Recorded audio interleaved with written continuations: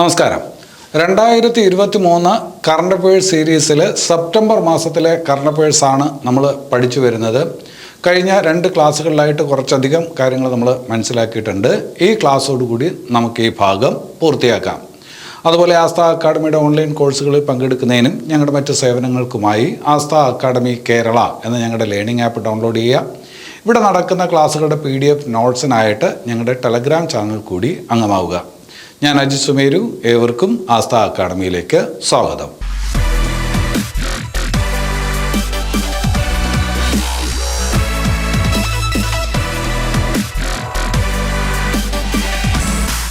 ശരി, അപ്പോൾ നമുക്ക് ഇന്നത്തെ ക്ലാസ്സിലെ ആദ്യത്തെ പോയിന്റിലോട്ട് വരാം.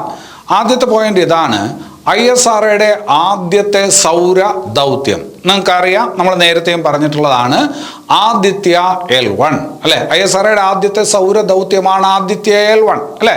അതുപോലെ തന്നെ ISROയുടെ ആദ്യത്തെ ചാന്ദ്ര ദൗത്യമാണ് ഏതെന്ന് പഠിച്ചിട്ടുണ്ട്? ചന്ദ്രയാൻ എന്ന് പഠിച്ചിട്ടുണ്ട്. ISROയുടെ ചൊവ്വ ദൗത്യമാണ് മംഗൾയാൻ എന്ന് പഠിച്ചിട്ടുണ്ട്. അതുപോലെ ISROയുടെ ആദ്യത്തെ സൗര ദൗത്യമാണ് ആദിത്യ L1.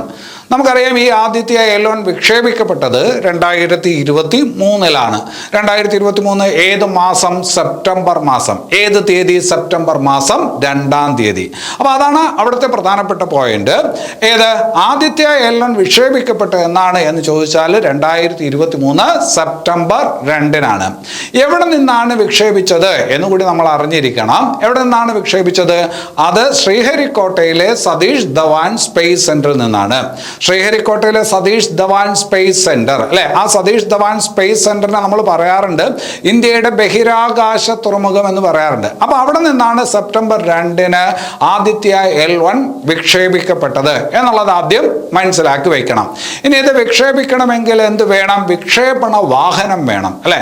ISROയ്ക്ക് പ്രധാനമായിട്ടും 3 തരത്തിലുള്ള വിക്ഷേപണ വാഹനങ്ങളാണ്, റോക്കറ്റുകളാണ് ഉള്ളത്. ഒരു പേടകത്തെ അതിന്റെ ഭ്രമണപഥത്തിൽ എത്തിക്കുന്നതിനായിട്ട് ISROയ്ക്ക് ഇപ്പോൾ 3 തരത്തിലുള്ള എന്തുണ്ട്? റോക്കറ്റുകളുണ്ട്, വിക്ഷേപണ വാഹനങ്ങളുണ്ട്.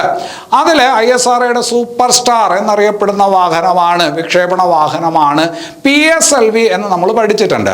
അതുപോലെ തന്നെ ISROയുടെ ബാഹുബലി എന്നറിയപ്പെടുന്ന വിക്ഷേപണ വാഹനമാണ് GSLV Mark 3 അഥവാ LVM Mark 3 എന്ന് പഠിച്ചിട്ടുണ്ട്. പിന്നെ അത് കഴിഞ്ഞിട്ട് SLV സ്മാൾ ലോഞ്ച് വെഹിക്കിൾ എന്ന് പറഞ്ഞിട്ട് ചെറിയ ഈ പറഞ്ഞ ദൗത്യങ്ങൾക്ക് വേണ്ടിയിട്ടുള്ള ചെറിയ ഒരു റോക്കറ്റുമുണ്ട്, SLV ഉണ്ട്. അപ്പോൾ ഈ പറഞ്ഞ 3 തരത്തിലുള്ള റോക്കറ്റുകളാണ് ഇപ്പോൾ നിലവിൽ ISROയ്ക്കുള്ളത്.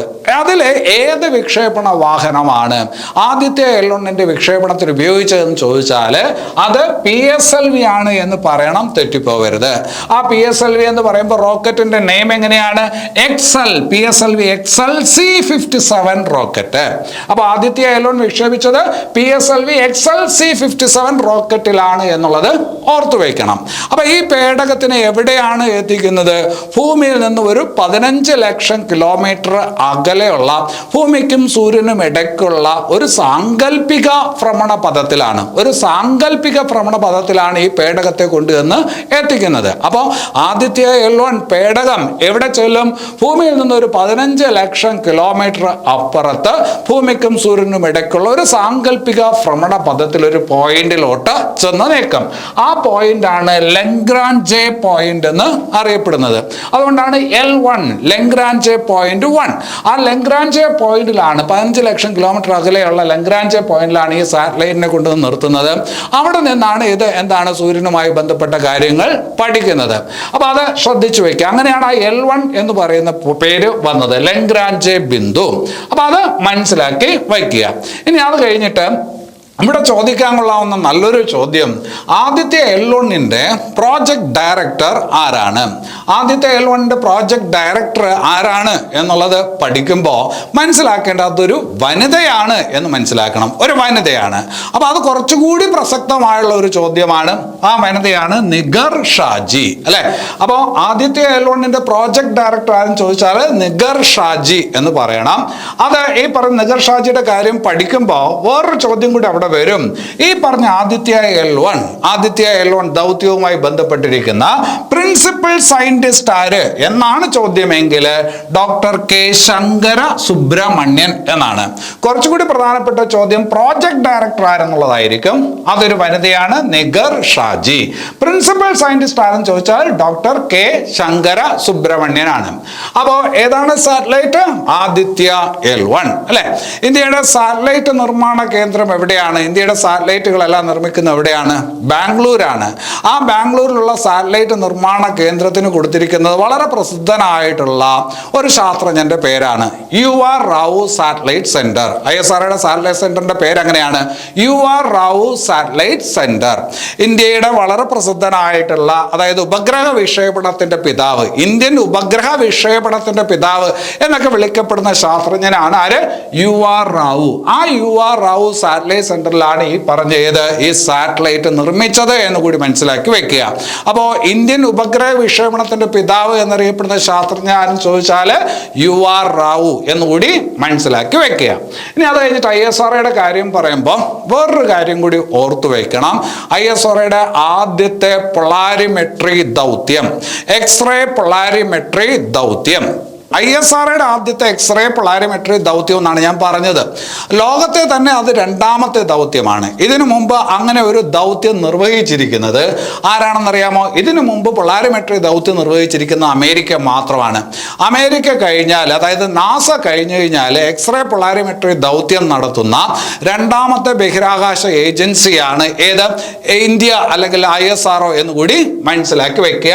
അപ്പൊ ആ ISROയുടെ ആദ്യത്തെ എക്സ്റേ പൊളാരിമെട്രി ദൗത്യം ഏത് എന്ന് ചോദിച്ചാൽ അതിന് വിക്ഷേപിക്കുന്ന പേടകമാണ് ഏത്? എക്സ്പോസാറ്റ്. ISROയുടെ ആദ്യത്തെ എക്സ്റേ പൊളാരിമെട്രി ദൗത്യമാണ് എക്സ്പോസാറ്റ് എന്നുള്ളത് ഓർത്തു വെക്കുക. പൊളാരിമെട്രി എന്ന് പറയുമ്പോൾ ബഹിരാകാശത്ത് തിളങ്ങുന്ന ഒരുപാട് കാര്യങ്ങളുണ്ട്. ഇപ്പോൾ ന്യൂട്രോൺ നക്ഷത്രങ്ങൾ എന്ന് നമ്മൾ പഠിച്ചിട്ടുണ്ട് അല്ലെ. സൗരയൂഥ സവിശേഷതകൾ എന്നുള്ള ടോപ്പിക്ക് പഠിച്ചതാണ്. അവിടെ നമ്മൾ ന്യൂട്രോൺ നക്ഷത്രങ്ങളെ കുറിച്ച് പഠിച്ചു, അതുപോലെ തന്നെ തമോഗർത്തങ്ങളെ കുറിച്ച് പഠിച്ചു. ഇവിടെ നിന്നെല്ലാം ഈ പറഞ്ഞ എമിഷൻസ്, കിരണങ്ങളുണ്ടാവും, എക്സ്റേ പോലുള്ള കിരണങ്ങളുണ്ടാവും.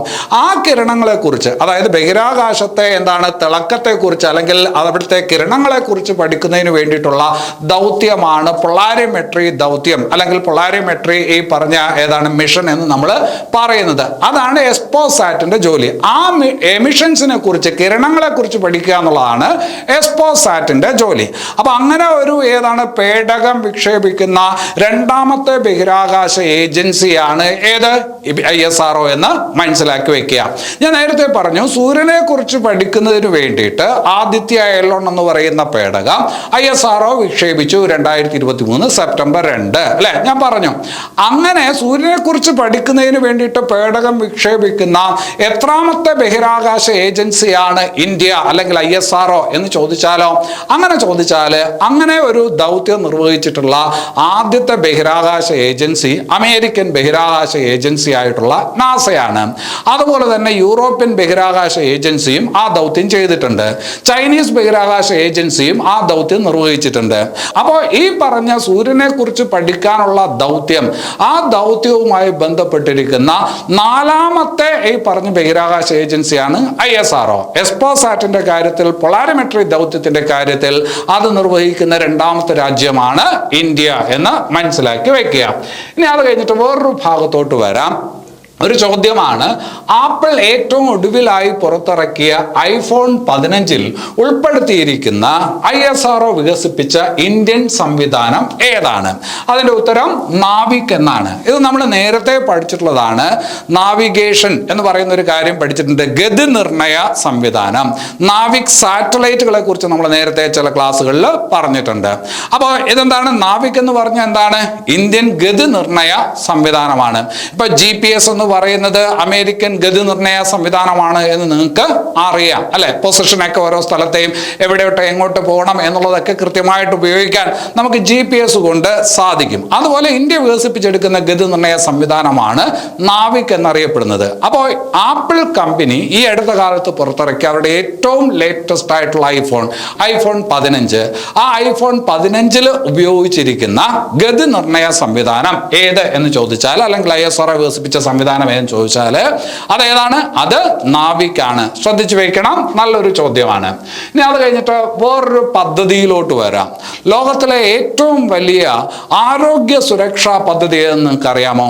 ലോകത്തിലെ തന്നെ ഏറ്റവും വലിയ ആരോഗ്യ സുരക്ഷാ പദ്ധതിയാണ് ആയുഷ്മാൻ ഭാരത് എന്നറിയപ്പെടുന്ന പദ്ധതി. ആയുഷ്മാൻ ഭാരത് അതായത് ഇന്ത്യൻ പദ്ധതിയാണ്. ലോകത്തിലെ തന്നെ ഏറ്റവും വലിയ ആരോഗ്യ സുരക്ഷാ പദ്ധതിയാണ് ആയുഷ്മാൻ ഭാരത്. അതായത് ഒരു വ്യക്തിക്ക് അല്ലെങ്കിൽ ഈ പറഞ്ഞ വ്യക്തിയുടെ കുടുംബാംഗങ്ങൾക്ക് 5 ലക്ഷം രൂപ വരെ ചികിത്സാ സഹായം ലഭിക്കുന്ന കേന്ദ്ര ഗവൺമെന്റ് പദ്ധതിയാണ് ഏത്? ആയുഷ്മാൻ ഭാരത്. 2017 കേന്ദ്ര ഗവൺമെന്റ് പുതിയ ഒരു ആരോഗ്യ നയം പ്രഖ്യാപിച്ചിരുന്നു. ആ ആരോഗ്യ നയം പ്രഖ്യാപിച്ചതിന്റെ പശ്ചാത്തലത്തിൽ ഉണ്ടായിട്ടുള്ള ഒരു പദ്ധതിയാണ് ആയുഷ്മാൻ ഭാരത്. അപ്പൊ ലോകത്തിലെ ഏറ്റവും വലിയ ആരോഗ്യ സുരക്ഷാ പദ്ധതിയാണ് ആയുഷ്മാൻ ഭാരത്. അതുമായി ബന്ധപ്പെട്ട് ഈ രാജ്യത്തിലെ ജനങ്ങളുടെ ആരോഗ്യ സംബന്ധമായിട്ടുള്ള കാര്യങ്ങൾ ശേഖരിക്കുന്നതിന് വേണ്ടിയിട്ടുള്ള ഒരു സംവിധാനം കേന്ദ്ര ഗവൺമെന്റ് ഉണ്ടാക്കിയിട്ടുണ്ട്. അങ്ങനെ ഒരു അക്കൗണ്ട് ഉണ്ടാക്കിയിട്ടുണ്ട്. ആ അക്കൗണ്ട് അറിയപ്പെടുന്നതാണ് ആയുഷ്മാൻ ഭാരത് ഹെൽത്ത് കാർഡ് അല്ലെങ്കിൽ ഹെൽത്ത് അക്കൗണ്ട്. കാർഡ് എന്നല്ല, ഹെൽത്ത് അക്കൗണ്ട്. രാജ്യത്തിലെ ജനങ്ങളുടെ പൗരന്മാരുടെ ആരോഗ്യ സംബന്ധമായിട്ടുള്ള കാര്യങ്ങൾ ശേഖരിക്കുന്നതിന് വേണ്ടിയിട്ട് ഈ ആയുഷ്മാൻ ഭാരത് പദ്ധതിയുടെ അടിസ്ഥാനത്തിൽ അല്ലെങ്കിൽ പുതിയ ആരോഗ്യ നയത്തിന്റെ അടിസ്ഥാനത്തിൽ ഗവൺമെന്റ് ഉണ്ടാക്കിയെടുത്തിട്ടുള്ള ഒരു അക്കൗണ്ട് ഉണ്ട്. ആ അക്കൗണ്ട് അറിയപ്പെടുന്നത് എന്താണ്? Ayushman Bharat health account. ചുരുക്കി ആഭ. കാർഡ് എന്നല്ല, ആഭ. അതുമായി ബന്ധപ്പെട്ട ഈ പറഞ്ഞ ഡിജിറ്റൽ കാർഡുകളും കിട്ടും. ആയുഷ്മാൻ ഭാരത് കാർഡുകളുമുണ്ട്. അപ്പൊ ഈ അക്കൗണ്ടാണ് ഞാൻ പറഞ്ഞത്. അപ്പൊ അവിടെ ഉത്തരം വരേണ്ടത് ആയുഷ്മാൻ ഭാരത് ഹെൽത്ത് അക്കൗണ്ട് എന്നാണ്. അപ്പൊ രാജ്യത്തിലെ ജനങ്ങളുടെ പൗരന്മാരുടെ ആരോഗ്യ സംബന്ധമായുള്ള കാര്യങ്ങളുടെ വിവരം, അതായത് അതിന്റെ ഡാറ്റ ശേഖരിക്കുന്നതിന് വേണ്ടിയിട്ട് കേന്ദ്ര ഗവൺമെന്റ് തയ്യാറാക്കിയിട്ടുള്ള പദ്ധതിയാണ് അല്ലെങ്കിൽ അക്കൗണ്ടാണ് ആയുഷ്മാൻ ഭാരത് ഹെൽത്ത് അക്കൗണ്ട് അഥവാ ആഭ എന്ന് പറയുന്ന അക്കൗണ്ട്. അതിന്റെ ഭാഗമായിട്ട് വ്യക്തികൾക്ക് എന്ത് കിട്ടും? ഒരു കാർഡ് കിട്ടും. അതാണ് ഈ പറഞ്ഞ ആയുഷ്മാൻ ഭാരത് ഹെൽത്ത് കാർഡ്. ആ ഹെൽത്ത് കാർഡ് എന്ന് പറയുന്നത് ഒരു ഡിജിറ്റൽ കാർഡാണ്. അപ്പൊ അത് ശ്രദ്ധിച്ച് വയ്ക്കുക. ഇനി അത് കഴിഞ്ഞിട്ട് വേറൊരു ഭാഗത്തോട്ട് വരാം. മേരാ ബിൽ മേരാ അധികാർ. മേരാ ബിൽ മേരാ അധികാർ അല്ലെ? അതൊരു മൊബൈൽ ആപ്ലിക്കേഷൻ ആണ്. കേന്ദ്ര ഗവൺമെന്റ് പുറത്തിറക്കിയ ഒരു മൊബൈൽ ആപ്ലിക്കേഷൻ ആണ് മേരാ ബിൽ മേരാ അധികാർ അല്ലെ? അപ്പൊ അത് എന്തുമായി ബന്ധപ്പെട്ടിരിക്കുന്നു? GSTയുമായി ബന്ധപ്പെട്ടിരിക്കുന്നു. മേരാ ബിൽ മേരാ അധികാർ എന്ന് പറയുന്ന ആ മൊബൈൽ ആപ്ലിക്കേഷൻ എന്തുമായി ബന്ധപ്പെട്ടിരിക്കുന്നു ചോദിച്ചാൽ GSTയുമായി ബന്ധപ്പെട്ടിരിക്കുന്നു. കുറച്ചുകൂടി വ്യക്തമായിട്ട് പറഞ്ഞാൽ GST വെട്ടിപ്പുമായി ബന്ധപ്പെട്ടിരിക്കുന്നു. ഇപ്പൊ നമ്മളൊരു കടയിൽ പോയി ഒരു സാധനം വാങ്ങിക്കുമ്പോൾ നമുക്ക് എന്ത് കിട്ടണം? ബില്ല് കിട്ടണം. നമ്മൾ ബില്ല് ചോദിച്ച് തന്നെ വാങ്ങണം. ചോദിച്ച് വാങ്ങിയില്ലെങ്കിൽ എന്ത് സംഭവിക്കും? ആ പറഞ്ഞ കച്ചവടക്കാരൻ ഗവൺമെന്റിന് അടയ്ക്കേണ്ട GST അയാൾ ഗവൺമെന്റിന് അടയ്ക്കണമെന്നില്ല. അപ്പൊ നമ്മൾ ബില്ല് വാങ്ങിച്ചു കഴിഞ്ഞാൽ തീർച്ചയായിട്ടും GST അയാൾക്ക് അടയ്ക്കേണ്ടി വരും. അപ്പൊ GST വെട്ടിപ്പ് തടയുന്നതിന് വേണ്ടിയിട്ട് കേന്ദ്ര ഗവൺമെന്റ് പുറത്തിറക്കിയ മൊബൈൽ ആപ്ലിക്കേഷനാണ് മേരാ ബിൽ മേരാ അധികാർ. അപ്പോൾ ഒരു ഉത്തരവാദിത്തപ്പെട്ട പൗരനാണെങ്കിൽ ഒരു സാധനം വാങ്ങുമ്പോൾ തീർച്ചയായിട്ടും ബില്ല് കൂടി ചോദിച്ച് വാങ്ങണം. അപ്പൊ അത് നമ്മുടെ ഉത്തരവാദിത്തമാണ്. അത് മാത്രമല്ല, ഉപഭോക്തൃ സംരക്ഷണമൊക്കെ നമ്മൾ പഠിച്ചതാണ്. ആ ബില്ലിന്റെ പ്രാധാന്യം എന്താണെന്ന് നിങ്ങൾക്ക് അറിയാം. ശരി, ഇനി അത് കഴിഞ്ഞിട്ട് എന്താണ് ജൽ ജീവൻ മിഷൻ? ജൽ ജീവൻ മിഷൻ ഒരു പക്ഷേ ജൽ ജീവൻ മിഷനുമായി ബന്ധപ്പെട്ട ആൾക്കാർ ഒരു പക്ഷെ നിങ്ങളുടെ വീട്ടിനകത്ത് വന്നിട്ടുണ്ടാവും. ഈ അടുത്ത കാലത്തൊക്കെ വീട് സന്ദർശിക്കാനുള്ള സാഹചര്യമുണ്ട്. 2024 ആകുമ്പോൾ ഇന്ത്യയിലെ എല്ലാ ഗ്രാമീണ ഭവനങ്ങളിലും കുടിവെള്ളം എത്തിക്കുന്നതിനുള്ള പദ്ധതിയാണ്, കേന്ദ്ര ഗവൺമെന്റ് പദ്ധതിയാണ് ജൽ ജീവൻ മിഷൻ. 2024 ആകുമ്പോഴേക്കും ഇന്ത്യയിലെ എല്ലാ ഗ്രാമീണ ഭവനങ്ങളിലും കുടിവെള്ളം എത്തിക്കുന്നതിന് വേണ്ടിയിട്ടുള്ള കേന്ദ്ര ഗവൺമെന്റ് പദ്ധതിയാണ് ജൽ ജീവൻ മിഷൻ. എൻ്റെ വീട്ടിൽ ഒരു 2 മാസത്തിന് മുമ്പ് അതിൻ്റെ ആൾക്കാർ വന്നിരുന്നു. ഞങ്ങൾക്ക് ഈ പറഞ്ഞ സൗജന്യമായിട്ട് കുടിവെള്ളം എത്തിക്കുന്ന പൈപ്പ് കണക്ഷൻ കിട്ടി. ജൽ ജീവൻ മിഷന്റെ ഭാഗമായിട്ട് കിട്ടി. അതുപോലെ ഒരു പക്ഷെ നിങ്ങളുടെ വീട്ടിലും കിട്ടിയിട്ടുണ്ടാവും. അപ്പൊ അത് ശ്രദ്ധേയമായിട്ടുള്ള ഒരു പദ്ധതിയാണ് ജൽ ജീവൻ മിഷൻ. അതുപോലെ തന്നെ നേരത്തെ പറഞ്ഞ ആയുഷ്മാൻ ഭാരത് എന്ന് പറയുന്ന ആരോഗ്യ പദ്ധതിയും രാജ്യത്ത് വളരെയധികം ശ്രദ്ധിക്കുന്ന ഒരു പദ്ധതിയാണ്, രാജ്യത്തിന് പുറത്തും വളരെയധികം ശ്രദ്ധിക്കപ്പെട്ട ഒരു പദ്ധതിയാണ്. അപ്പോൾ ഓർത്ത് വയ്ക്കുക, ജൽ ജീവൻ മിഷൻ എന്താണ് ഉദ്ദേശം? ജൽ ജീവൻ മിഷൻ കൊണ്ടുള്ള ഉദ്ദേശം എന്താണ്? 2024 ആവുമ്പോൾ ഇന്ത്യയിലെ എല്ലാ ഗ്രാമീണ ഭവനങ്ങളിലും കുടിവെള്ളം എത്തിക്കുന്നതിനുള്ള പദ്ധതി. അപ്പോൾ അതിന് ഒരു തുക വേണം അല്ലേ? കുടിവെള്ളം ഇങ്ങനെ എത്തിക്കുന്നതിന് വേണ്ടിയിട്ടൊരു ഫണ്ട് വേണം. ആ പറഞ്ഞതിൻ്റെ ഫണ്ട് എങ്ങനെയാണ്? അതിൻ്റെ പകുതി ചെലവ് വഹിക്കുന്നത് കേന്ദ്ര ഗവൺമെന്റ് ആണ്, പകുതി ചെലവ് ആര് വഹിക്കും? സംസ്ഥാന ഗവൺമെന്റ് വഹിക്കും. അപ്പോൾ അതൊരു കേന്ദ്ര ഗവൺമെന്റ് പദ്ധതിയാണ്. പക്ഷേ ഈ പറഞ്ഞ അതിൻ്റെ പകുതി ചെലവ് കേന്ദ്ര ഗവൺമെന്റ് വഹിക്കും, പകുതി ചെലവ് സംസ്ഥാന ഗവൺമെന്റ് വഹിക്കും എന്നുള്ളത് കൂടി മനസ്സിലാക്കി വയ്ക്കുക. ഇനി അത് കഴിഞ്ഞിട്ട് വേറൊരു പദ്ധതിയാണ് പ്രധാനമന്ത്രി വിശ്വകർമ്മ പദ്ധതി. പ്രധാനമന്ത്രി വിശ്വകർമ്മ പദ്ധതി ഇത് ആരുമായിട്ട് ബന്ധപ്പെട്ടിരിക്കുന്നു ചോദിച്ചാൽ കരകൗശല വിദഗ്ധരുമായി ബന്ധപ്പെട്ടിരിക്കുന്നു, ശില്പികളുമായി ബന്ധപ്പെട്ടിരിക്കുന്നു. രാജ്യത്തെ കരകൗശല വിദഗ്ധർ, ശില്പികൾ, നമ്മുടെ രാജ്യത്ത് അങ്ങനെയുള്ള ഒരുപാട് ആൾക്കാരുണ്ട്. രാജ്യത്തെ കരകൗശല വിദഗ്ധർ, ശില്പികളുമായി ബന്ധപ്പെട്ടിരിക്കുന്ന ഒരു കേന്ദ്ര ഗവൺമെന്റ് പദ്ധതിയാണ് പ്രധാനമന്ത്രി വിശ്വകർമ്മ പദ്ധതി. ഈ പദ്ധതി കൊണ്ട് ഉദ്ദേശിക്കുന്നത് എന്താണ്? ഈ കരകൗശല വിദഗ്ധർക്കും ശില്പികൾക്കും അവരുടെ ഉൽപ്പന്നങ്ങൾ വിൽക്കുന്നതിനും അവർക്ക് ഈ പറഞ്ഞ ധനസഹായം എത്തിക്കുന്നതിനും അവരുടെ ഉൽപ്പന്നങ്ങൾക്ക് വിപണി കണ്ടെത്തുന്നതിനും വേണ്ടിയിട്ടുള്ള പദ്ധതിയാണ് ഏത്? പ്രധാനമന്ത്രി വിശ്വകർമ്മ പദ്ധതി. അപ്പോൾ പ്രധാനമന്ത്രി വിശ്വകർമ്മ പദ്ധതി എന്ന് പറയുന്നത് രാജ്യത്തിലെ കരകൗശല വിദഗ്ധർക്കും ശില്പികൾക്കും സഹായം എത്തിക്കുന്നതിനുള്ള കേന്ദ്ര ഗവൺമെന്റ് പദ്ധതിയാണ് എന്ന് നമുക്ക് പറയാം. എന്നിട്ട് അത് വിശദീകരിക്കുമ്പോൾ ഇങ്ങനെ പറയാം, എങ്ങനെയാണ് സഹായം എത്തിക്കുന്നത് എന്ന് ചോദിച്ചാൽ അവരുടെ ഉൽപ്പന്നങ്ങൾക്ക് മികച്ച വില ലഭ്യമാക്കുന്നതിന് വേണ്ടിയിട്ടുള്ള സംവിധാനം ഒരുക്കുന്നതിലൂടെയാണ് അവർക്ക് ആ സാമ്പത്തിക സഹായം സർക്കാർ എത്തിക്കുന്നത്. അതിന് കൂടി മനസ്സിലാക്കി വെക്കുക, പ്രധാനമന്ത്രി വിശ്വകർമ്മ പദ്ധതി. അടുത്തത് grand cross of the order ബഹുമതി. Grand cross of the order. Grand cross of the order എന്ന് പറയുന്നത് ഒരു രാജ്യത്തിന്റെ പരമോന്നതമായിട്ടുള്ള സിവിലിയൻ ബഹുമതിയാണ്. ഒരു രാജ്യത്തിന്റെ ഏറ്റവും പരമോന്നതമായിട്ടുള്ള സിവിലിയൻ ബഹുമതിയാണ് grand cross of the order. ഏത് രാജ്യത്തിൻ്റെതാണ് എന്ന് ചോദിച്ചാൽ ഗ്രീസിൻ്റെതാണ്. അപ്പോൾ ഈ അടുത്ത കാലത്ത് എന്ന് പറഞ്ഞാൽ 2023 ഏത് രാജ്യമാണ് അവരുടെ പരമോന്നത ബഹുമതിയായിട്ടുള്ള grand cross of the order ബഹുമതി നമ്മുടെ പ്രധാനമന്ത്രിക്ക് നൽകിയത്, നരേന്ദ്രമോദിക്ക് നൽകിയത് എന്ന് ചോദിച്ചാൽ അത് ഗ്രീസ് ആണ് അല്ലെ. Grand cross of the order ബഹുമതി, അതിൽ ഗ്രാൻഡ് ഒന്ന് നോക്കി വെച്ചാൽ മതി. ഗ്രാൻഡിൽ നിന്ന് നമുക്ക് ഗ്രീസിലോട്ട് പോകാം അല്ലെ. ശരി, ഇനി അത് കഴിഞ്ഞിട്ട് അടുത്ത ഒരു ചോദ്യം, ലോകത്തെ 5ാമത് കോഫി സമ്മേളനം. 5ാമത് ലോക കോഫി സമ്മേളനം. 5ാമത് ലോക കോഫി സമ്മേളനം അത് ഇത്തവണ നടന്നത് എവിടെ വെച്ചെന്നറിയാമോ? 2023 5ാമത് ലോക കോഫി സമ്മേളനം നടന്നത് എവിടെ വെച്ചാണെന്ന് അറിയാമോ? ഇന്ത്യയിൽ വെച്ചിട്ടാണ്. ഇന്ത്യയിൽ എവിടെ വെച്ചാണ് നടന്നതെന്ന് അറിയാമോ? കർണാടകയിൽ വെച്ചിട്ടാണ്. കർണാടകയിൽ എവിടെ വെച്ചാണ് നടന്നതെന്ന് അറിയാമോ? ബാംഗ്ലൂർ വെച്ചിട്ടാണ്. അപ്പൊ അതൊരു ചോദ്യമാണ്. 5ാമത് ലോക കോഫി സമ്മേളനത്തിന് വേദിയായ പട്ടണം ഏതാണ് എന്ന് ചോദിച്ചാൽ അത് ബാംഗ്ലൂരാണ്. അപ്പൊ കർണാടകയാണെന്ന് നമുക്ക് പെട്ടെന്ന് ഓർക്കാനായിട്ട് പറ്റും. കാരണം ഇന്ത്യയിൽ ഏറ്റവും കൂടുതൽ കാപ്പി ഉൽപ്പാദിപ്പിക്കുന്ന സംസ്ഥാനം കർണാടകയാണെന്ന് നമ്മൾ പഠിച്ചിട്ടുണ്ട്. അപ്പോൾ 5ാമത് ലോക കോഫി സമ്മേളനത്തിന് വേദിയായിട്ടുള്ള പട്ടണം കർണാടകയിലെ പട്ടണമാണ്, കർണാടകയുടെ തലസ്ഥാനമാണ് ബംഗളൂരുവാണ്. ഓർത്തു വയ്ക്കുക. ഇനി അത് കഴിഞ്ഞിട്ട് നമുക്ക് കുറച്ച് പരിചയമുള്ള ഒരു ഭാഗത്തോട്ടാണ്. 2023 ഏഷ്യ കപ്പ് ക്രിക്കറ്റ് കിരീടം നേടിയത് ഏത് ടീമാണ് അല്ലെ? വേൾഡ് കപ്പ് ക്രിക്കറ്റ് മത്സരത്തിന് തൊട്ട് മുമ്പായിട്ടാണ് ഏത് നടന്നത്? ഏഷ്യ കപ്പ് ക്രിക്കറ്റ് മത്സരങ്ങൾ നടന്നത്. അപ്പോൾ 2023 ഏഷ്യ കപ്പ് ക്രിക്കറ്റ് കിരീടം ശ്രീലങ്കയിൽ വെച്ച് ഫൈനലിൽ നമ്മൾ ശ്രീലങ്കയെ തോൽപ്പിച്ച് ഇന്ത്യൻ ടീം എന്ത് ചെയ്തു? കിരീടം നേടി. അപ്പൊ 2023 ഏഷ്യ കപ്പ് ക്രിക്കറ്റ് കിരീടം നേടിയ രാജ്യം ഏതെന്ന് ചോദിച്ചാൽ അത് ഏത് രാജ്യമാണ്? ഇന്ത്യയാണ് അല്ലെ. ഇതുപോലെ നമ്മൾ ഹോക്കി കിരീടത്തിന്റെ കാര്യവും പഠിച്ചിട്ടുണ്ട്, ഇന്ത്യയാണെന്ന് പഠിച്ചിട്ടുണ്ട്. അപ്പൊ 2023 ഏഷ്യ കപ്പ് ക്രിക്കറ്റ് കിരീടം നേടിയത് ഇന്ത്യയാണ്. ഫൈനലിൽ ശ്രീലങ്കയിൽ വെച്ച് നടന്ന കളിയിൽ ശ്രീലങ്കയെ തന്നെ പരാജയപ്പെടുത്തിയിട്ടാണ് ഇന്ത്യ 8ാമത് ഏഷ്യ ഈ പറഞ്ഞ ക്രിക്കറ്റ് കിരീടം ചൂടുന്നത്, 8ാമതും ഏഷ്യ കപ്പ് ക്രിക്കറ്റ് കിരീടം ചൂടുന്നത് അല്ലെങ്കിൽ നേടുന്നത് എന്നുള്ള കാര്യം അവിടെ മനസ്സിലാക്കി വെക്കുക. അന്ന് ആ കളി നിങ്ങൾ കണ്ടിട്ടുണ്ടെങ്കിൽ ആ ഫൈനൽ മത്സരത്തിൽ ശ്രീലങ്ക ദയനീയമായിട്ട് പരാജയപ്പെട്ടു എന്ന് പറഞ്ഞു കഴിഞ്ഞാൽ വളരെ ചെറിയ സ്കോറിനാണ് അവരുടെ എല്ലാ ബാറ്റ്സ്മാൻമാരും പുറത്തായത്.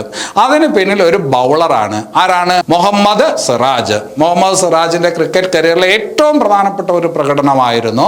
അപ്പോൾ ആ പറഞ്ഞ ഏഷ്യ കപ്പ് ക്രിക്കറ്റ് ഫൈനലിൽ പ്ലെയർ ഓഫ് ദി മാച്ച് ആയിട്ട് തിരഞ്ഞെടുക്കപ്പെട്ടത് ആരെന്ന് ചോദിച്ചാൽ അത് മുഹമ്മദ് സിറാജ് ആണ്. അതേസമയം 2023 ഏഷ്യ കപ്പ് ക്രിക്കറ്റ് കിരീടം ആ പറഞ്ഞ മത്സരത്തിൽ ആ പറഞ്ഞ മൊത്തം ടൂർണമെന്റിൽ മാൻ ഓഫ് ദി സീരീസ് പുരസ്കാരം ലഭിച്ചത് ആർക്കെന്ന് ചോദിച്ചാൽ അത് കുൽദീപ് യാദവിനാണ്. ഇന്ത്യൻ സ്പിന്നറാണ്, ചൈനാമാൻ ക്രിക്കറ്റർ എന്നൊക്കെ നമ്മൾ പറയും. ചൈനാമാൻ എന്ന് പറയുന്ന പ്രയോഗം ക്രിക്കറ്റുമായി ബന്ധപ്പെട്ടിരിക്കുന്നു എന്നുള്ളത് അറിയാലോ. അപ്പൊ അതൊരു ബൗളർക്കാണ് കിട്ടിയത്. ഈ പറഞ്ഞ മാൻ ഓഫ് ദി സീരീസ് പുരസ്കാരം ലഭിച്ചത് ആർക്കെന്ന് ചോദിച്ചാൽ അത് ഇന്ത്യൻ സ്പിന്നർ കുൽദീപ് യാദവിനാണ്. അപ്പോൾ 2023 ഏഷ്യ കപ്പ് ക്രിക്കറ്റ് കിരീടം നേടിയ രാജ്യം ഇന്ത്യയാണ്. ഇന്ത്യ ശ്രീലങ്കയെ പരാജയപ്പെടുത്തി. അതിൽ ഫൈനലില് എന്താണ് പ്ലെയർ ഓഫ് ദി മാച്ച് ആയിട്ട് തിരഞ്ഞെടുക്കപ്പെട്ടത് ആരെന്ന് ചോദിച്ചാൽ മുഹമ്മദ് സിറാജ് ആണ്. ചോദിക്കാനുള്ള സാധ്യത കൂടുതലാണ്. അതേസമയം മാൻ ഓഫ് ദി സീരീസ് ആ ടൂർണമെന്റിലെ മാൻ ഓഫ് ദി സീരീസ് ആയിട്ട് തിരഞ്ഞെടുക്കപ്പെട്ടത് ആരെന്ന് ചോദിച്ചാൽ ആരാണ്? അത് കുൽദീപ് യാദവ് ആണ്. ശരി, ഇനി അത് കഴിഞ്ഞിട്ട് വേറൊരു ഭാഗത്തോട്ട് വരാം. സ്പോർട്സിൽ തന്നെയാണ് 2023 ഡ്യൂറന്റ് കപ്പ് കിരീടം അല്ലെ. അതിൽ ആദ്യം നമുക്ക് ഡ്യൂറന്റ് കപ്പ് എന്ന് പറയുന്ന വാക്കിലോട്ട് വരാം. ഡ്യൂറന്റ് കപ്പ് ഏതുമായി ബന്ധപ്പെട്ടിരിക്കുന്നു? പരീക്ഷകളിൽ സാധാരണ ചോദിക്കുന്നത് അങ്ങനെയാണ്. ഡ്യൂറന്റ് കപ്പ് ഫുട്ബോളുമായി ബന്ധപ്പെട്ടിരിക്കുന്നു. ഇന്ത്യയിലെ ഏറ്റവും പഴക്കമുള്ള ഫുട്ബോൾ ടൂർണമെന്റ് ഏത് എന്ന് ചോദിച്ചാലും ഏതാണ്? ഡ്യൂറന്റ് കപ്പാണ്. അപ്പോൾ 2023 ഡ്യൂറന്റ് കപ്പ് ആ കിരീടം നേടിയത് ഏത് ടീമാണെന്ന് ചോദിച്ചാൽ അതൊരു പശ്ചിമ ബംഗാൾ ടീമാണ്. മോഹൻ ബഗാൻ ആണ്. ആരാണ്? മോഹൻ ബഗാൻ. അപ്പോൾ 2023 ഡ്യൂറന്റ് കപ്പ് ഫുട്ബോൾ കിരീടം നേടിയ ടീം ഏതെന്ന് ചോദിച്ചാൽ മോഹൻ ബഗാൻ ആണ്. അത് ഈ പറഞ്ഞ ഈസ്റ്റ് ബംഗാൾ എന്ന് പറയുന്ന ടീമിനെ തോൽപ്പിച്ചിട്ടാണ്, മറ്റൊരു ബംഗാൾ ടീമായിട്ടുള്ള ഈസ്റ്റ് ബംഗാളിനെ തോൽപ്പിച്ചിട്ടാണ് മോഹൻ ബഗാൻ എന്ത് ചെയ്തത്? കിരീടം നേടിയത്. അപ്പോൾ 2023 ഡ്യൂറന്റ് കപ്പ് ഫുട്ബോൾ കിരീടം നേടിയ ടീം ഏതെന്ന് ചോദിച്ചാൽ മോഹൻ ബഗാൻ എന്നാണ്. കൽക്കട്ടയിലെ സാൾട്ട് ലേക്ക് സ്റ്റേഡിയത്തിൽ വെച്ചിട്ടാണ് മത്സരം നടന്നത്. നടന്ന മത്സരത്തിലാണ് മോഹൻ ബഗാൻ ഈസ്റ്റ് ബംഗാളിനെ തോൽപ്പിച്ചുകൊണ്ട് നേടിയത്? ഡ്യൂറന്റ് കപ്പ് ഫുട്ബോൾ കിരീടം നേടിയത്. അവിടെ ഞാൻ ആ സാൾട്ട് ലേക്ക് സ്റ്റേഡിയം എന്ന് എടുത്തു പറഞ്ഞ് എന്താണെന്ന് ചോദിച്ചാൽ അതും ഒരു ചോദ്യമാണ്. സാൾട്ട് ലേക്ക് സ്റ്റേഡിയം എവിടെയാണ് എന്ന് ചോദിച്ചാൽ അത് കൽക്കട്ടയിലാണ് എന്ന് ഓർത്ത് വയ്ക്കുക.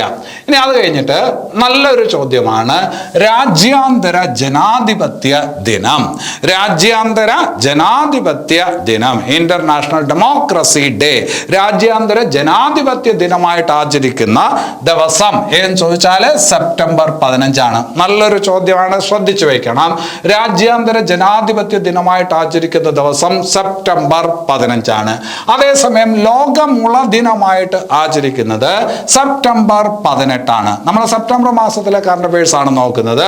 രാജ്യാന്തര ജനാധിപത്യ ദിനമായിട്ട് ആചരിക്കുന്ന ദിവസം സെപ്റ്റംബർ 15.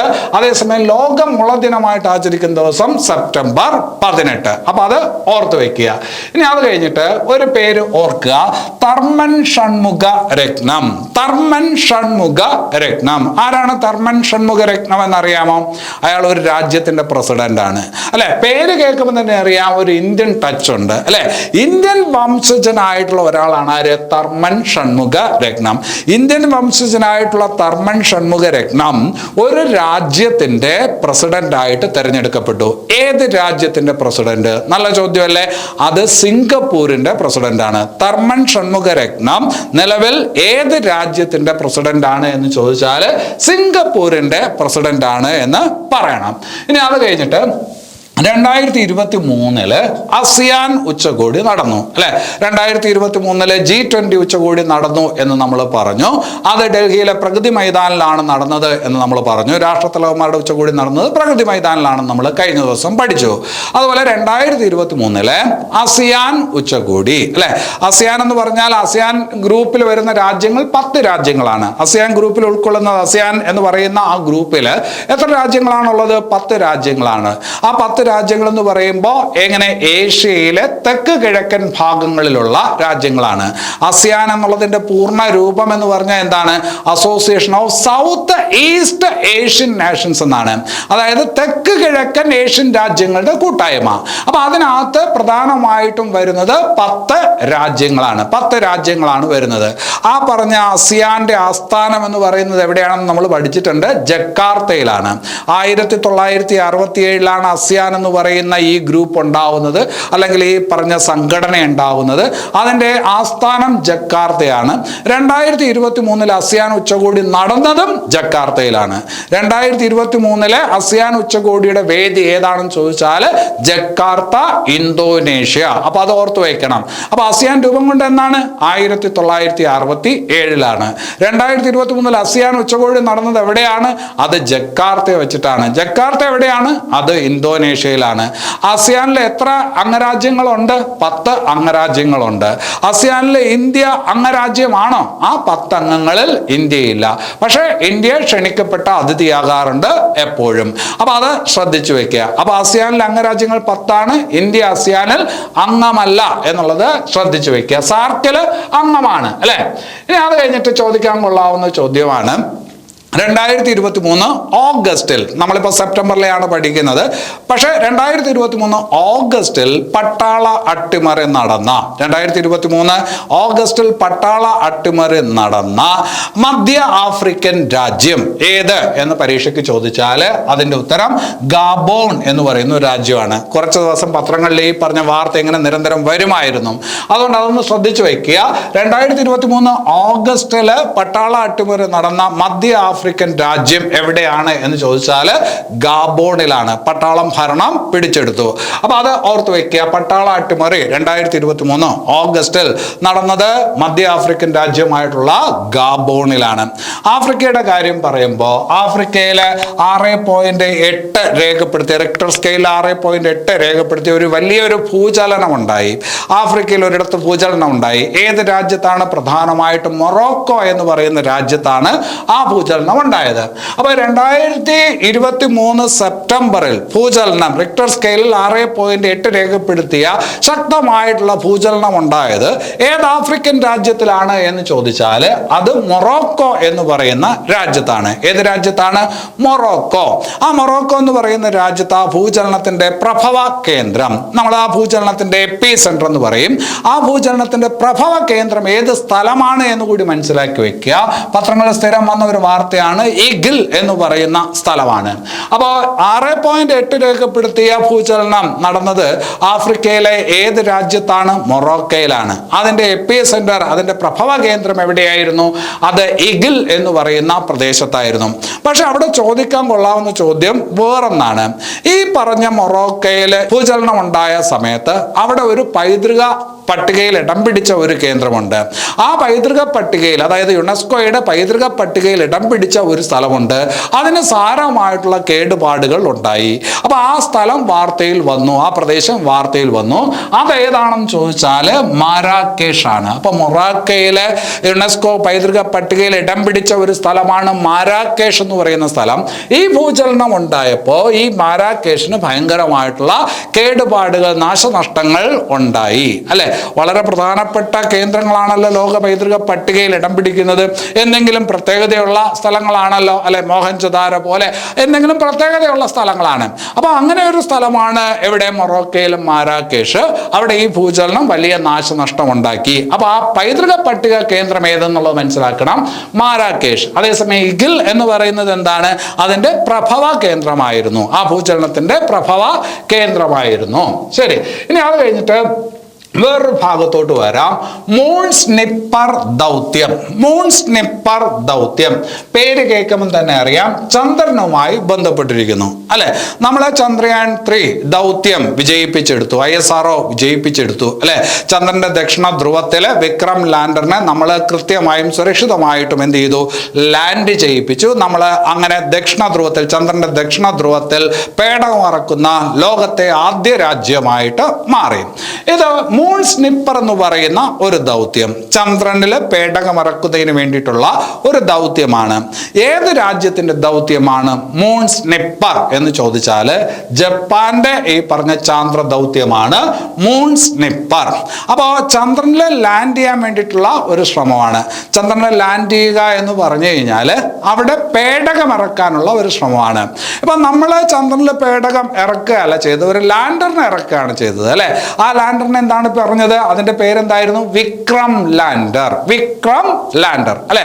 അതുപോലെ മൂൺസ്നിപ്പർ ദൗത്യത്തിന്റെ ഭാഗമായിട്ട് അതിലൂടെ ഒരു ലാൻഡറിനെ ചന്ദ്രന്റെ ഉപരിതലത്തിൽ എത്തിക്കാൻ വേണ്ടി ജപ്പാൻ ശ്രമിക്കുന്നു. ആ ലാൻഡറിന് കൊടുത്തിരിക്കുന്ന പേര് സ്ലിം എന്നാണ്. അപ്പൊ സ്ലിം എന്ന് പറയുന്ന ലാൻഡറിനെ എവിടെ എത്തിക്കണം, ചന്ദ്രന്റെ ഉപരിതലത്തിൽ എത്തിക്കാൻ വേണ്ടിയുള്ള ദൗത്യം. ആ ദൗത്യമാണ് മൂൺസ്നിപ്പർ ദൗത്യം. അത് ഏത് രാജ്യത്തിന്റെ ദൗത്യം, ജപ്പാന്റെ ദൗത്യം. ഓർത്ത് വയ്ക്കുക. ഇനി അത് കഴിഞ്ഞിട്ട് വൈപ്പർ ദൗത്യം. വൈപ്പർ ദൗത്യം അതും ചന്ദ്രനുമായി ബന്ധപ്പെട്ടിരിക്കുന്ന ഒരു ദൗത്യമാണ്. ഞാൻ ആദ്യം പറഞ്ഞു ചന്ദ്രന്റെ ദക്ഷിണ ധ്രുവത്തിൽ പേടകമിറക്കിയ ആദ്യത്തെ രാജ്യമാണ്, ലാൻഡറിനെ ഇറക്കിയ ആദ്യത്തെ രാജ്യമാണ് അല്ലെ. ലാൻഡറിനെ എങ്ങനെ ഇറക്കി, വളരെ സേഫ് ആയിട്ട് നമ്മൾ എന്ത് ചെയ്തു, സോഫ്റ്റ് ലാൻഡ് ചെയ്ത ആദ്യത്തെ രാജ്യമാണ് ഇന്ത്യ എന്ന് നമ്മൾ പഠിച്ചു. അതുപോലെ ചന്ദ്രന്റെ ദക്ഷിണ ധ്രുവത്തിൽ പേടകമിറക്കുന്നതിന് വേണ്ടിയിട്ടുള്ള ഒരു രാജ്യത്തിന്റെ പദ്ധതിയാണ് വൈപ്പർ ദൗത്യം. ഇത് ഏത് രാജ്യത്തിന്റെ പദ്ധതിയാണ് എന്ന് ചോദിച്ചാൽ അമേരിക്കയുടെ പദ്ധതിയാണ്. അതായത് ചന്ദ്രന്റെ ദക്ഷിണ ധ്രുവത്തിൽ പേടകം ഇറക്കുന്നതിനുള്ള അമേരിക്കൻ ഈ പറഞ്ഞ ദൗത്യമാണ് വൈപ്പർ ദൗത്യം. അപ്പൊ അങ്ങോട്ടും ഇങ്ങോട്ട് മാറിപ്പോരുത്. മൂൺസ്നിപ്പർ എന്ന് പറയുന്ന ജപ്പാന്റെ ദൗത്യമാണ്. ചന്ദ്രന്റെ ദക്ഷിണ ധ്രുവത്തിൽ പേടകം ഇറക്കുന്നതിനുള്ള നാസയുടെ, അമേരിക്കൻ ബഹിരാകാശ ഏജൻസിയുടെ ദൗത്യമാണ് വൈപ്പർ ദൗത്യം. അത് പറയുമ്പോൾ നമ്മൾ വേറൊരു ക്ലാസ്സിനകത്ത് പഠിച്ചിട്ടുണ്ട്, ഓസിരിസ് റെക്സ്. അതും ഒരു ഈ പറഞ്ഞ എന്താണ്, ബഹിരാകാശ ദൗത്യമാണ് ഓസിരിസ് റെക്സ്. സൗരയൂഥ സവിശേഷതകൾ എന്നുള്ള ടോപ്പിക്ക് നമ്മൾ പഠിച്ചിരുന്നു, വിശദമായിട്ട് പഠിച്ചിരുന്നു. അവിടെ ചിഹ്നഗ്രഹങ്ങൾ, ക്ഷുദ്രഗ്രഹങ്ങൾ, ഇതെല്ലാം ഈ പറഞ്ഞ ഉപഗ്രഹങ്ങൾ, ഇതിനെക്കുറിച്ചെല്ലാം നമ്മൾ പഠിച്ചതാണ്.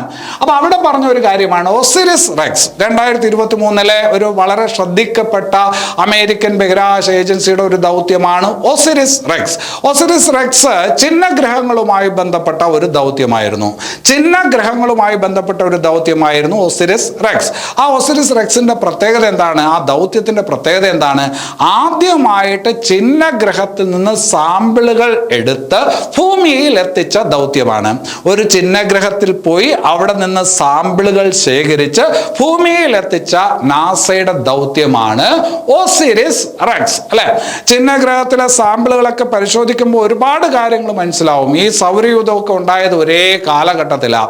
ഈ സൗരയൂഥത്തിലെ ഈ പറഞ്ഞ ആകാശഗോളങ്ങളും മറ്റുള്ളവയൊക്കെ ഉണ്ടായിട്ടുള്ളത് ഒരേ കാലഘട്ടത്തിലാണ്. അപ്പോൾ ചിഹ്നഗ്രഹത്തിന്റെ ശിലകളെ കുറിച്ചൊക്കെ പഠിക്കുമ്പോൾ നമ്മുടെ ഈ പറഞ്ഞ എന്താണ്, നമ്മുടെ ഈ പ്രപഞ്ചം അല്ലെങ്കിൽ ഈ സൗരയൂഥമൊക്കെ രൂപം കൊണ്ടതുമായി ബന്ധപ്പെട്ട പല കാര്യങ്ങളും മനസ്സിലാക്കാനായിട്ട് പറ്റും. അപ്പോൾ ആ ഒരു രീതിയിൽ നോക്കുമ്പോൾ ഓസിരിസ് റെക്സ് എന്ന് പറയുന്നത് വളരെ നിർണായകമായിട്ടുള്ള ഒരു ദൗത്യമായിട്ടും മാറുന്നു. അപ്പോൾ അതുകൊണ്ട് ശ്രദ്ധിച്ചു വെക്കുക, ചിഹ്നഗ്രഹത്തിൽ നിന്ന് സാമ്പിളുകൾ ആദ്യമായിട്ട് ഭൂമിയിൽ എത്തിച്ച നാസയുടെ ദൗത്യമാണ് ഏത്, ഓസിരിസ് റെക്സ്. അപ്പൊ അവിടെ വേറൊരു ചോദ്യം വരത്തില്ലേ, ഏത് ചിഹ്നഗ്രഹത്തിൽ നിന്നുള്ള സാമ്പിളുകളാണ് നാസ എടുത്തത് എന്നും ചോദിക്കത്തില്ലേ അല്ലെ. ഏത് ചിഹ്നഗ്രഹത്തിൽ നിന്നുള്ളത്, അങ്ങനെ ചോദിച്ചാൽ അതിന്റെ ഉത്തരം എന്ന് പറയുന്നത് ബെന്നു എന്ന് പറയുന്ന ഒരു ചിഹ്നഗ്രഹമാണ്. ബെന്നു എന്ന് പറയുന്ന ഒരു ചിഹ്നഗ്രഹത്തിൽ നിന്നുള്ള സാമ്പിളുകളാണ് ഓസിരിസ് റെക്സിലൂടെ നാസ ഭൂമിയിൽ എത്തിച്ചത്. ഈ ബെന്നു എന്ന് പറയുന്ന ചിഹ്നഗ്രഹം അല്പം ഭീഷണി ഉണ്ടാക്കുന്ന ഒരു ചിഹ്നഗ്രഹം കൂടിയാണ്. 2001 2160 ആകുമ്പോൾ ഭൂമിയുമായിട്ട് കൂട്ടിമുട്ടും എന്ന് പ്രതീക്ഷിക്കുന്ന ഒരു ഈ ചിഹ്നഗ്രഹമാണ്. അങ്ങനെ കൂട്ടിമുട്ടിയാൽ ഒരു 100 അണുബോംബ് ഈ പറഞ്ഞ ഭൂമിയിൽ വീണ എങ്ങനെയിരിക്കും, അതിൻ്റെ ഈ പറഞ്ഞ എഫക്റ്റ് ആയിരിക്കും ഉണ്ടാവുക എന്നൊക്കെയാണ് പൊതുവിൽ പറയപ്പെടുന്നത്. പേടിക്കേണ്ട, നമുക്ക് അതിനകത്ത് കാര്യമില്ല, പിള്ളേരുടെ കാര്യമാണ്, അവരെന്തെങ്കിലും വഴി കണ്ടുപിടിച്ചോളും. അപ്പോൾ 2160 ഭൂമിയുമായിട്ട് കൂട്ടിയിടിക്കുമെന്ന് കരുതുന്ന ഒരു ചിഹ്നഗ്രഹമാണ് ബെന്നു. ആ ബെന്നുവിൽ നിന്നുള്ള എന്താണ് സാമ്പിളുകളാണ് ഈ പറഞ്ഞ ഒസിറിസ് റെക്സ് ദൗത്യത്തിലൂടെ അമേരിക്കൻ ബഹിരാകാശ ഏജൻസി ആയിട്ടുള്ള നാസ കളക്ട് ചെയ്ത് ഭൂമിയിൽ എത്തിച്ചത് എന്നുള്ളത് മനസ്സിലാക്കുക. ഇനി അത് കഴിഞ്ഞിട്ട് വേറൊന്ന് സൈക്കി ദൗത്യം. സൈക്കി ദൗത്യം എന്താണ്? സൈക്കി ദൗത്യം അത് എന്തുമായി ബന്ധപ്പെട്ടിരിക്കുന്നു? ചിഹ്നഗ്രഹങ്ങളുമായി ബന്ധപ്പെട്ടിരിക്കുന്ന അമേരിക്കയുടെ ഒരു ദൗത്യം തന്നെയാണ്, നാസയുടെ ഒരു ദൗത്യം തന്നെയാണ് സൈക്കി ദൗത്യം. ഒക്ടോബറിൽ ഈ പറഞ്ഞതുമായി ബന്ധപ്പെട്ട ഒരു പേടകം 2023 ഒക്ടോബറിൽ ഇതുമായി ബന്ധപ്പെട്ട പേടകം നാസ വിക്ഷേപിച്ചു. അപ്പോൾ സൈക്കി ദൗത്യം, അമേരിക്കയുടെ സൈക്കി ദൗത്യം എന്തുമായി ബന്ധപ്പെട്ടിരിക്കുന്നു, എന്തിനെ കുറിച്ച് പഠിക്കാനാണ്? സൂര്യനെ കുറിച്ച്, ചന്ദ്രനെ കുറിച്ച്, ചിഹ്നഗ്രഹങ്ങളെ കുറിച്ച്, യുറാനസിനെ കുറിച്ച് എന്നൊക്കെ പറഞ്ഞ് ചോയ്സ് തരും. എന്തിനെ കുറിച്ചാണ്? ചിഹ്നഗ്രഹത്തെ കുറിച്ച് പഠിക്കാനാണ്. അത് ഏത് ചിഹ്നഗ്രഹത്തെ കുറിച്ച് പഠിക്കാനാണ്? അതാണ് അതിന്റെ പേര്, സൈക്കി എന്ന് പറയുന്ന ചിഹ്നഗ്രഹത്തെ കുറിച്ച് പഠിക്കാനാണ്. ശരിക്കും അതിന്റെ പേര് സൈക്കി 16 എന്ന് പറയുന്ന ചിഹ്നഗ്രഹത്തെ കുറിച്ച് പഠിക്കുന്നതിന് വേണ്ടിയിട്ട് 2023 ഒക്ടോബറിൽ നാസ വിക്ഷേപിച്ച പേടകമാണ് സൈക്കി എന്നറിയപ്പെടുന്നത്. അപ്പൊ അത് ഓർത്തു വെക്കുക, അതാണ് സൈക്കി ദൗത്യം. ഇനി അത് കഴിഞ്ഞിട്ട് കുറച്ച് പേര് 2023 സെപ്റ്റംബറിൽ മരണപ്പെട്ടു. ആരൊക്കെയാണെന്ന് നോക്കാം. ലോക പ്രശസ്തരായിട്ടുള്ള ചില ആൾക്കാർ. അത് മലയാളികളുടെ കാര്യമൊക്കെ പറഞ്ഞിട്ടുണ്ട്, ഇന്ത്യക്കാരുടെ കാര്യമൊക്കെ നമ്മൾ പറഞ്ഞിട്ടുണ്ട്. ഇതിപ്പോൾ ലോകം എന്ന് പറയുന്ന ഒരു ഭാഗത്താണ് നമ്മൾ നിൽക്കുന്നത്. ഇയാൻ വിൽമുട്ട് 2023 സെപ്റ്റംബറിൽ മരണപ്പെട്ടു. ഇയാൻ വിൽമുട്ട് ആരാണ്? ഇയാൻ വിൽമുട്ട് എന്ന് നിങ്ങൾക്ക് അറിയാം, ക്ലോണിങ്ങിന്റെ പിതാവ് അല്ലെ. ലോകത്താദ്യമായിട്ട് ക്ലോണിങ്ങിലൂടെ സൃഷ്ടിക്കപ്പെട്ട ജീവി ഒരു ചെമ്മരിയാടാണെന്ന് അറിയാം അല്ലെ. ക്ലോണിങ്ങിലൂടെ ലോകത്താദ്യമായി സൃഷ്ടിക്കപ്പെട്ട ജീവി ഏതാണ്? ഒരു ചെമ്മരിയാടാണ്. ആ ചെമ്മരിയാടിന്റെ പേരാണ് ഡോളി അല്ലെ. 1996 ആ സംഭവം. 1996 ക്ലോണിങ്ങിലൂടെ ഡോളി എന്ന് പറയുന്ന ചെമ്മരിയാടിന് എന്താണ് ജന്മം നൽകിയ വ്യക്തി. ആ വ്യക്തിയാണ് ക്ലോണിങ്ങിന്റെ പിതാവ് എന്നറിയപ്പെടുന്ന ഇയാൻ വിൽമുട്ട്. അദ്ദേഹം 2023 സെപ്റ്റംബറിൽ മരണപ്പെട്ടു. ഇനി അത് കഴിഞ്ഞിട്ട് ഡെന്യൻ ഓസ്റ്റിൻ അല്ലെ, പന്ന്യൻ രവീന്ദ്രൻ എന്നൊക്കെ നമ്മൾ കേട്ടിട്ടുണ്ട്. ഇത് ഡെന്യൻ ഓസ്റ്റിൻ. ഡെന്യൻ ഓസ്റ്റിൻ 2023 മരണപ്പെട്ട പ്രധാനപ്പെട്ട ഒരു വ്യക്തിയാണ്, വളരെ പ്രസിദ്ധനായിട്ടുള്ള ഒരു വ്യക്തിയാണ്. ആര്? ഡെന്യൻ ഓസ്റ്റിൻ. അപ്പൊ 2023 മരണപ്പെട്ട ഡെന്യൻ ഓസ്റ്റിൻ എന്തിന്റെ സ്ഥാപകനാണ് എന്നായിരിക്കും പരീക്ഷയ്ക്ക് ചോദ്യം വരുന്നത്. പവർ പോയിന്റ് പ്രസന്റേഷൻ അല്ലെ. ഈ കാലത്ത് കൂടുതൽ ആൾക്കാർ ഉപയോഗിക്കുന്ന ഒരു സാധനമാണ് പവർ പോയിന്റ് പ്രസന്റേഷൻ. അപ്പോൾ ഡെന്യൻ ഓസ്റ്റിൻ എന്തിന്റെ സ്ഥാപകനാണ്? Power point പ്രസന്റേഷന്റെ സ്ഥാപകനാണ്. 2023 സെപ്റ്റംബറിൽ അദ്ദേഹം മരണപ്പെട്ടു. ഇനി അത് കഴിഞ്ഞിട്ട് ഹീറ്റ് സ്ട്രീക്ക്, വളരെ ശ്രദ്ധേയനായിട്ടുള്ള പ്രസിദ്ധനായിട്ടുള്ള ഒരാളാണ്, ഒരു കായിക താരമാണ്, ക്രിക്കറ്റ് താരമാണ്. ആര്? Heat streak. അപ്പൊ 2023 സെപ്റ്റംബറിൽ മരണപ്പെട്ട ഹീറ്റ് സ്ട്രീക്ക് ഏത് രാജ്യത്തെ ക്രിക്കറ്റ് താരമാണ് എന്ന് ചോദിച്ചാൽ സിംബാബ്വേയുടെ ക്രിക്കറ്റ് താരമാണ്. ഈ അടുത്ത കാലത്തായിട്ട് ക്രിക്കറ്റിൽ സിംബാബ്വെ അല്പം പിന്നോക്കം പോയിട്ടുണ്ട്. പക്ഷേ കുറച്ച് കാലങ്ങൾക്ക് മുമ്പ് ഞങ്ങളുടെയൊക്കെ കൊച്ചുനാളിൽ സിംബാബ്വെ ലോക ക്രിക്കറ്റിൽ വളരെ സജീവമായിട്ടൊക്കെ ഉണ്ടായിരുന്നു. ആ സമയത്ത് ഈ സിംബാബ്വെ ക്രിക്കറ്റ് ടീമിന്റെ ക്യാപ്റ്റൻ ആയിരുന്ന ഒരാളാണ്, പേസ് ബോളർ ആയിരുന്ന ഒരാളാണ് ഹീറ്റ് സ്ട്രീക്ക്. അദ്ദേഹം 2023 സെപ്റ്റംബറിൽ മരണപ്പെട്ടു. അപ്പൊ ഈ പറഞ്ഞ 3 ആൾക്കാരെ ഒന്ന് ശ്രദ്ധിച്ച് വയ്ക്കുക. ശരി, ഇനി അത് കഴിഞ്ഞിട്ട് നമുക്ക് വേറൊരു ഭാഗത്തോട്ട് വരാം. 2023 US ഓപ്പൺ. 2023 US ഓപ്പൺ അല്ലെ. നമുക്കറിയാവുന്ന കാര്യമാണ്, നമ്മൾ പല ക്ലാസ്സുകളിലായിട്ട് പഠിച്ചിട്ടുള്ളതാണ്. ഒരു വർഷത്തിൽ ഗ്രാൻഡ് സ്ലാം ടൂർണമെന്റുകൾ 4 ഉണ്ട്. ഗ്രാൻഡ് സ്ലാം ടൂർണമെന്റ് എന്ന് പറഞ്ഞാൽ ടെന്നീസുമായി ബന്ധപ്പെട്ടിരിക്കുന്നു അല്ലെ. ഗ്രാൻഡ് സ്ലാം ടൂർണമെന്റ് ഏതും കളിയുമായിട്ടാണ് ബന്ധപ്പെട്ടിരിക്കുന്നത്? ടെന്നീസുമായിട്ട് ബന്ധപ്പെട്ടിരിക്കുന്നു. ആ 4 ഗ്രാൻഡ് സ്ലാം ടൂർണമെന്റ് ഏതാണെന്ന് നമ്മൾ മനസ്സിലാക്കിയിട്ടുണ്ട്. ഒന്ന് ഓസ്ട്രേലിയൻ ഓപ്പൺ, അത് കഴിഞ്ഞിട്ട് French open, Wimbledon, US open. ഇങ്ങനെ 4 ഗ്രാൻഡ് സ്ലാം ടൂർണമെന്റുകളുണ്ട് അല്ലെ. അതിൽ നമുക്കറിയാം വിംബിൾഡൺ പുൽക്കോർട്ടിൽ നടക്കുന്ന കളിയാണ്. കോർട്ടിൽ നടക്കുന്ന ടെന്നീസ് ടൂർണമെന്റ് ആണ് വിംബിൾഡൺ എന്ന് നമ്മൾ പഠിച്ചിട്ടുണ്ട്. അതുപോലെ തന്നെ കളിമൺ കോർട്ടിൽ നടക്കുന്ന കളിയാണ് ഏതെന്ന് പഠിച്ചിട്ടുണ്ട്, ടൂർണമെന്റ് ആണ് ഏതെന്ന് പഠിച്ചിട്ടുണ്ട്, ഫ്രഞ്ച് ഓപ്പൺ എന്ന് പഠിച്ചിട്ടുണ്ട് അല്ലെ. ഫ്രഞ്ച് ഓപ്പൺ കളിമൺ കോർട്ടിലും വിംബിൾഡൺ ഏതാണ് പുൽക്കോർട്ടിലും, ബാക്കി രണ്ടെണ്ണം അതായത് US ഓപ്പൺ ഓസ്ട്രേലിയൻ ഓപ്പണും ഹാർഡ് കോർട്ടിലുമാണ് നടക്കുന്നതെന്ന് നമ്മൾ നേരത്തെ പഠിച്ചിട്ടുള്ള കാര്യമാണ്. അപ്പൊ ഇവിടെ ഇപ്പോൾ 2023 US ഓപ്പൺ ഒരു വർഷത്തിൽ 4 ഗ്രാൻഡ് സ്ലാം ടൂർണമെന്റിൽ ആദ്യം നടക്കുന്ന ഓസ്ട്രേലിയ ഓപ്പൺ ആണ്, ഏറ്റവും ഒടുവിൽ നടക്കുന്നത് US ഓപ്പൺ ആണ്. അപ്പൊ 2023 US ഓപ്പൺ പുരുഷ വിഭാഗം ജേതാവാരെന്ന് ചോദിച്ചാൽ സെർബിയക്കാരൻ നൊവാക് ദ്യോക്കോവിച്ച് ആണ്. സെർബിയക്കാരൻ നൊവാക് ദ്യോക്കോവിച്ച് ആണ് എന്ന് ഓർക്കുക. നമ്മൾ നേരത്തെ പഠിച്ചിട്ടുണ്ട് ഓസ്ട്രേലിയൻ ഓപ്പൺ 2023 ഓസ്ട്രേലിയൻ ഓപ്പൺ ആർക്കാണ്? അത് നൊവാക് ദ്യോക്കോവിച്ചിനാണ്. ഫ്രഞ്ച് ഓപ്പൺ ആർക്കാണ്? നൊവാക് ദ്യോക്കോവിച്ചിനാണ്. ഇപ്പൊ US ഓപ്പൺ ആർക്കാണ്? നൊവാക് ദ്യോക്കോവിച്ചിനാണ്.